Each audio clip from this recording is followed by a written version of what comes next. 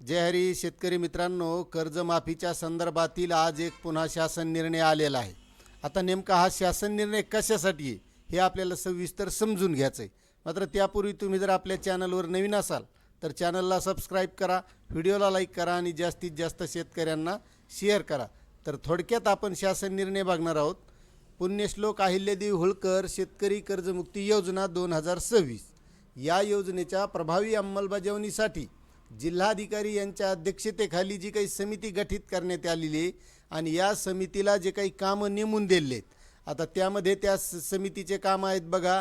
आधार link नसलेल्या कर्ज खात्याची यादी प्रसिद्ध करणे, प्रेस नोट देणे, या योजनेअंतर्गत लाभास पात्र असलेल्या शेतकऱ्यांची यादी प्रसिद्ध करणे, ॲग्रिस्टॅक रजिस्ट्रीवर शेतकऱ्यांची नोंदणी करण्याकरिता तसेच शेतकऱ्यांचे आधार प्रमाणीकरण करण्याकरिता मेळावे आयोजित करणे, यासाठी प्रसिद्धी देणे, या सगळ्यासाठी जो काही खर्च लागणार आहे त्या खर्चाबाबत हा निर्णय आहे।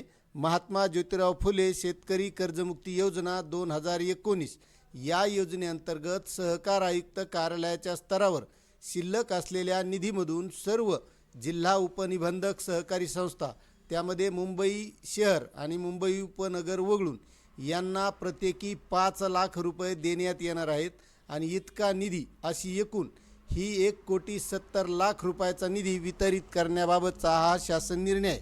मग आता त्यानंतर शेतकऱ्यांना पुढं कर्जमाफी कशी मिळो, पण यासाठी खर्च मात्र 5 लाख रुपये देण्याचा सरकारनं शासन निर्णय काढलेला आहे। आता तुम्हाला कसा वाटला तेवढं कमेंट करा। चॅनलवर नवीन असाल तर सबस्क्राईब करा। धन्यवाद।